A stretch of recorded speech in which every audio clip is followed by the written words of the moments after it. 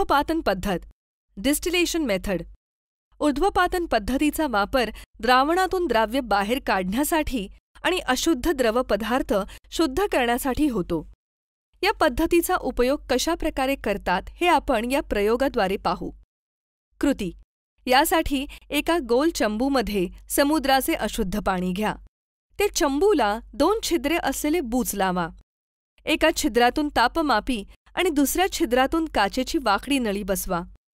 आता रबरी नळी घेऊन तिचे एक टोक काचेच्या नळीला तर दुसरे टोक संघननीच्या नळीला जोडा.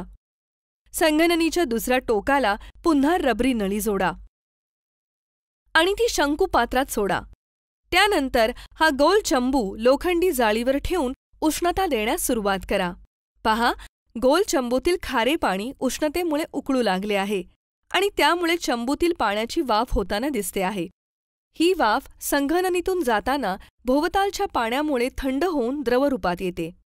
शंकुपात्रात पडणारे थेंब हे अशा प्रकारे गोल चंबूतील मिठाच्या द्रवणातील पाण्याचे असतात. आता पहा, ऊर्ध्वपातन पूर्ण झाल्यावर म्हणजेच चंबूतील सगळ्या पाण्याची वाफ झाल्यानंतर शंकुपात्रात शुद्ध पाणी तर चंबूत मीठ शिल्लक राहिलेले दिसत आहे. तर मुलांनो, ऊर्ध्वपातन पद्धतीमध्ये द्रवाचे ठराविक तापमानाला उत्कलन होते, तसेच त्याचे संघनन देखील होते. ऊर्ध्वपातनाने शुद्ध केलेले पाणी रासायनिक प्रयोगात वापरले जाते, तसेच मोटरगाड्यांच्या बॅटरीमध्ये वापरले जाते. काही देशात समुद्राच्या पाण्याचे ऊर्ध्वपातन करून त्यापासून पिण्याचे पाणीही बनवले जाते. बरं, मग आता मला सांगा की ढगातून पडणारे पाणी अशुद्ध असते की शुद्ध असते?